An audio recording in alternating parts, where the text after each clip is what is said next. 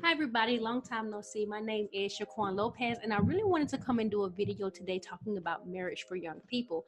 So the question is marriage easy for young people? Now I've been married for going on, for 8 years, but in April it will be 9 years. I've been with my husband for 10 years now.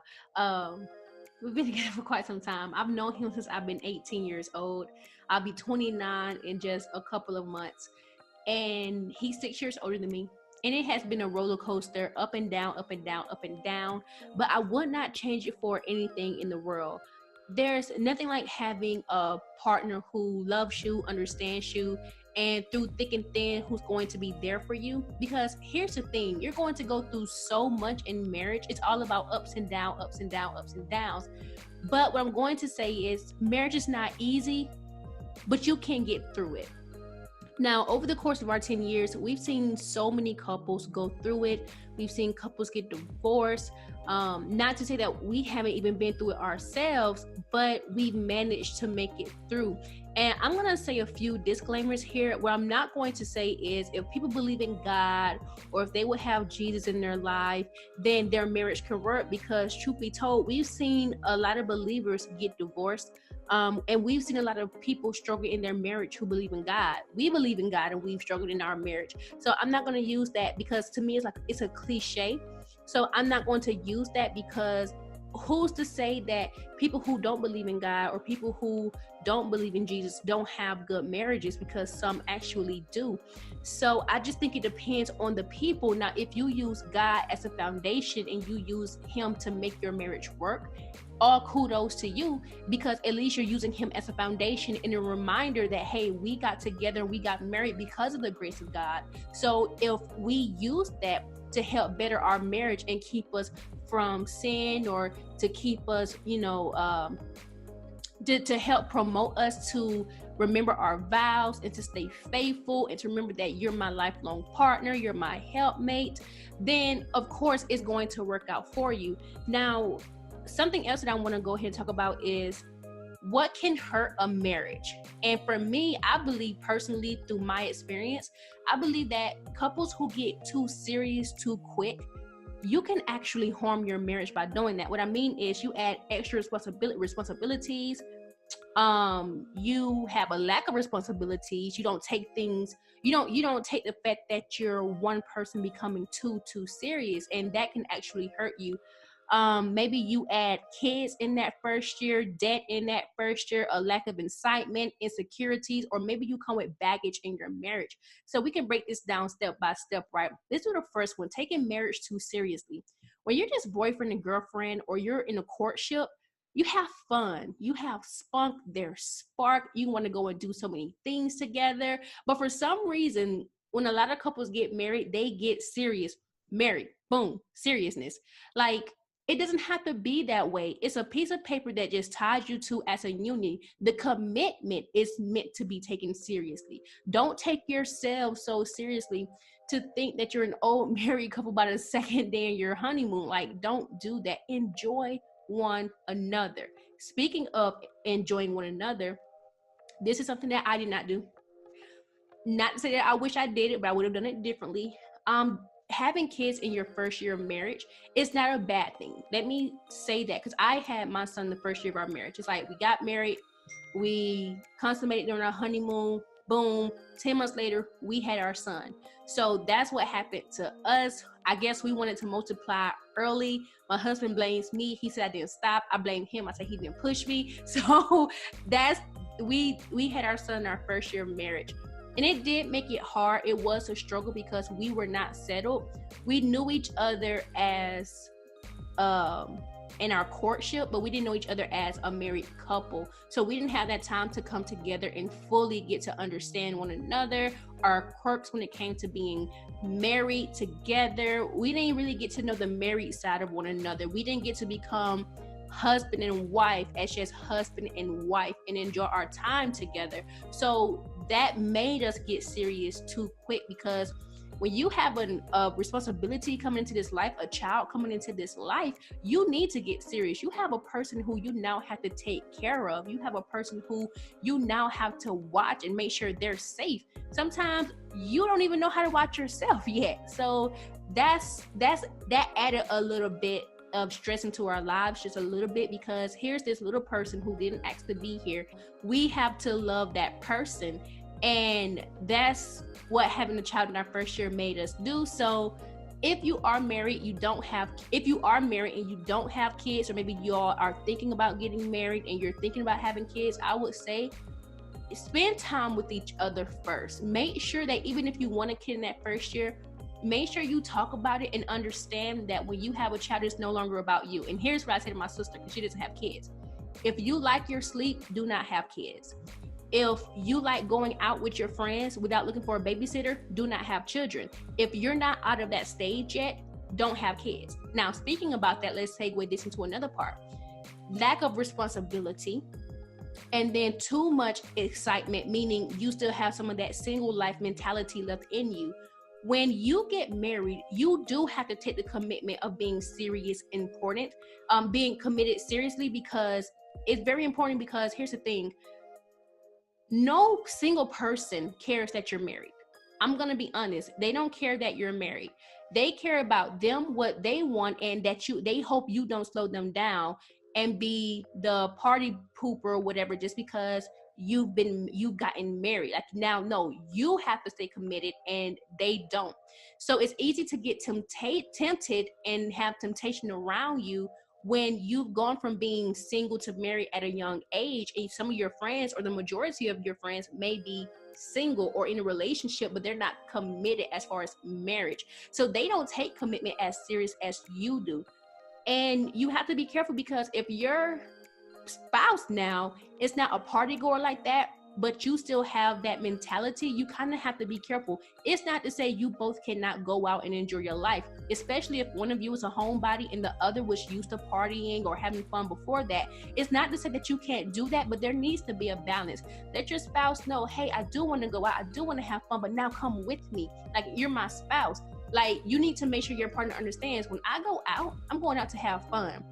Like, if it's a man, there's other women around me, or if you're a woman, there's other men around me. I want you beside me. Don't put me out there to be tempted. Now, if it's a type of party where you know you're going to be tempted in, then maybe don't go. So you know what? How about, if your friends agree, let's just go somewhere that's more quiet, more subtle. You can't stop someone from looking at you or coming on to you. You can't stop that. It's life, right? But what you can do is make sure you control your environment. Contain and control your environment. So that is something that you can do. Now, when it comes to a lack of responsibilities, you're going from one to two people. You now have bills. And maybe it's an apartment together, a house together, whatever. You're coming together as one.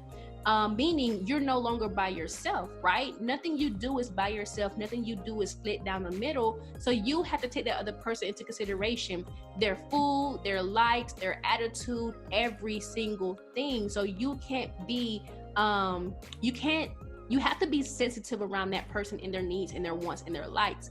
You can't be selfish to think, well, they're supposed to do what I want them to do, how I want them to do it, when I want them to do it. It's like, no, come together and say, here's my quirks. Here's what irks me. Here's what I don't like. How are we going to fix this? You have to live in a house with one another, right? Even when it comes to bills, talk about the bills. Talk about that before you get married, actually. And if you are married and you have not talked about that, you may want to sit down and talk about that now. Here's the reason being. You have to know who's the budgeter and who's not. What if both of you are not budgeters? Then what? What if one of you spends more money on takeout than the other person? They like to cook. What if one of you spends more money on technology like phones and gadgets and the other person wants to save? It's like, no, we should not do that. You don't want another person coming into your space when you've been by yourself for so long, or you just now got newfound independence as a young person. You want to be able to live your life, but these are things you have to talk about before you get married. You have to be responsible, but don't have a lack of responsibility as well. So you got to kind of figure those things out as you go along. So that's another thing. Now, insecurities and baggage. As young people, you're going to have a lot of insecurities. You're coming out of high school, maybe college, whatever the case may be. Maybe you didn't go to college. You're around 21, 22, whatever the case may be, 23, 24, 25. That's young, right? So when you come with insecurities, meaning you're coming with self-esteem that needs to be raised, or maybe you're jealous in a certain area, or, you know, whatever the case may be, you don't want to bring that into a marriage. That's something that you need to kind of not want to get married. Like, you don't want to get married with those insecurities. The reason being is because this person you're supposed to trust for the rest of your life. If you can't trust them before you get married, you're not going to trust them after you get married. Marriage does not end all of your feelings like insecurities, jealousies. It doesn't make you feel pretty. It doesn't make you happy. I've heard the best quote ever. If you want to be happy, do not get married or do not get in a relationship. That is true. Meaning, you know what it takes to make you happy. So don't expect the other person to bend over hell and backwards to make you happy 24/7, because that ain't gonna happen. But when it does come to marriage, you want to find that person who understands what you're going through, can help you through it, but you have to help yourself first. You have to first make yourself happy. Now, to be honest, that took me a while to get over, and I didn't understand my husband's insecurities until years down the line. But we talked about it, we worked through it, and we're like that's the freaking friends now. Like, we're more than friends than anything, but it works for us, and that's only because of my personality. It matches his really well. So I understand him a little bit more in a lot of areas than I think I would a lot of other people. So he handles my crazy, I handle his crazy. So we make it work. Now, when it came to my insecurities in my marriage, he understood. Like, I was 18, he was 24 when I met him. I was young at heart, but very mature for my age. He was a very quiet person. So you get that and you put that together, you're going to get a fireball. Because here I am, a loud person, loud personality at the time. Here he is, calm and affectionate and just a listener, and I'm a talker. So he's this and I'm this, right? And that caused us to like combust. Like, we just exploded. Not in a good way, but not in a good way as well. So now it's like we're both like this. We both talk to each other. He's no longer like this with me. I'm no longer like this at him. And now we do this. It's more subtle. I don't get as mad as anymore. I'm not as loud anymore because I'm getting older. So he's now more open, but he's hardened just a little bit. The reason being is because as a man, he takes the lead now. So he's like, okay, when I'm like this, he's like this. So it makes sense. But he helped me through my insecurities. He was patient with me. I helped him through his to understand him. So when you're young, you're both trying to talk a lot of times. Sometimes the men are more quiet, depending on where that man is from, his family, he may be more loud. But what you're going to have to learn is you're going to have to come together. But this is as you get older, and this is over time. Everything I'm talking about, you're going to learn over time. So you're both going to learn how to offset one another and make it an even balance. You both will never be even all the time. Like, you just won't be. But there will be times when you know to back down, your spouse knows to back down. There will be times when you know you should speak, they should speak, and when y'all both should do nothing. So you're going to learn that over time. When it comes to baggage, never go into a marriage with baggage. You really don't want to go into any relationship with baggage. Sometimes you cannot help it, but if you can avoid it, avoid it. What I mean is past hurt from relationships, past hurt from family members, like whatever the case may be. Sometimes those are not, you can't avoid those, but try to get help and seek help, because what you don't want to do is put your feelings off on your spouse and act like they should know how you feel, what you think, how to comfort you. They're not a therapist unless that's their background. They're not a psychologist, psychologist or a psychotherapist. Like, they're not any of those. So make sure you don't try to put how you feel on them and make it seem like they should help, like they should help you through it, but they can't counsel you through it. Like, that's something you have to go get professional help from. So make sure you don't go into a marriage with baggage, okay? Last but not least, I want to say this. When it comes to a marriage, young people, hear me well. A marriage will only work if both of you are willing to first stay and make it work. No marriage works with one person trying. Like, one person can't keep trying, but at the same time, one person can't keep messing it up. It takes two people, but one person can do more damage than the other, or both of you can do the same equal damage, but it does start with one person. So when it comes to marriage, make sure you are both in it to make it work. Meaning stay. Don't add, stay. Here's what I mean. When you're young, I'm going to keep using the word temptation because there is more temptation when you are young.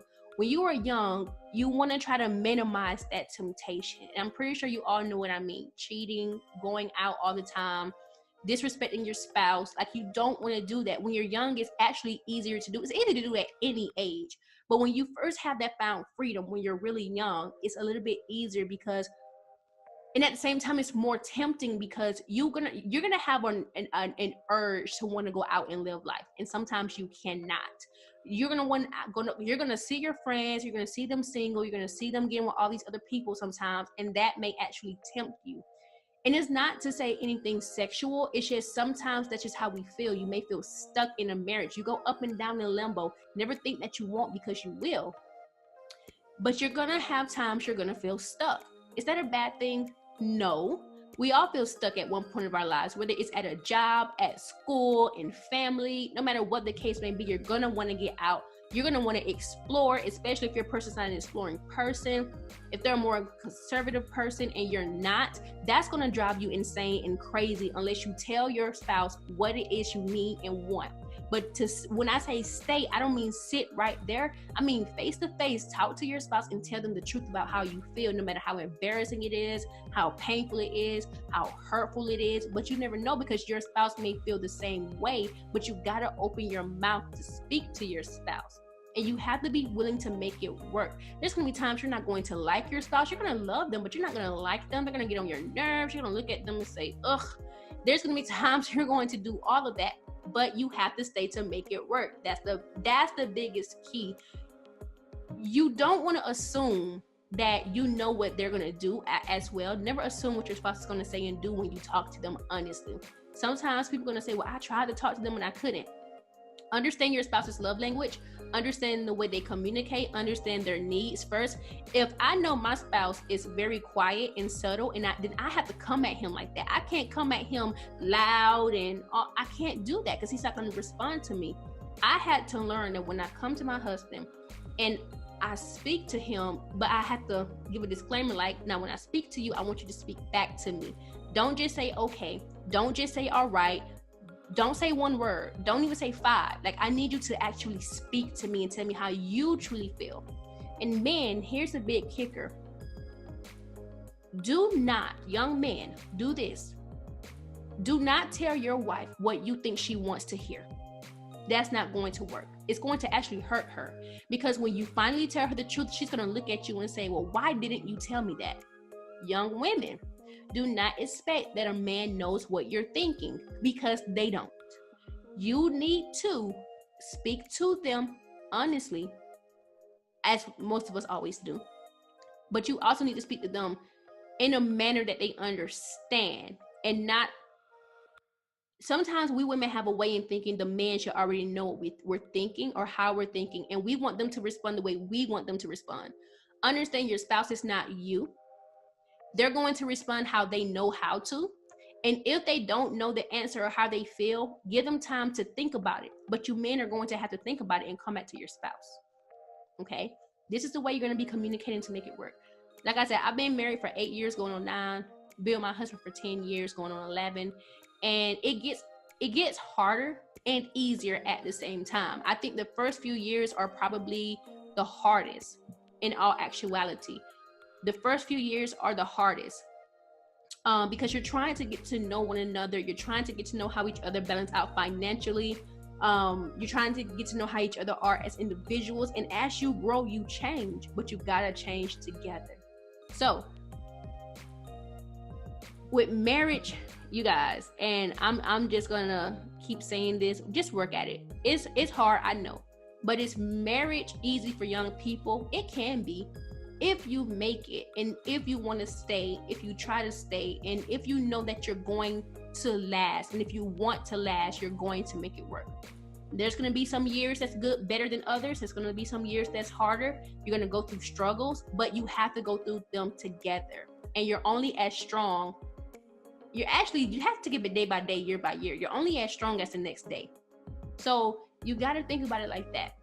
Grow together, communicate, And I know people always say communicate, but it's how you two would communicate, not how everybody else does it. Everybody else is so different. It's how y'all would communicate. Okay, so I hope you all enjoyed the video. I'll come back with another one soon. Subscribe if you liked it. Share it if you liked it. Comment down below. I'll see you guys in the next one.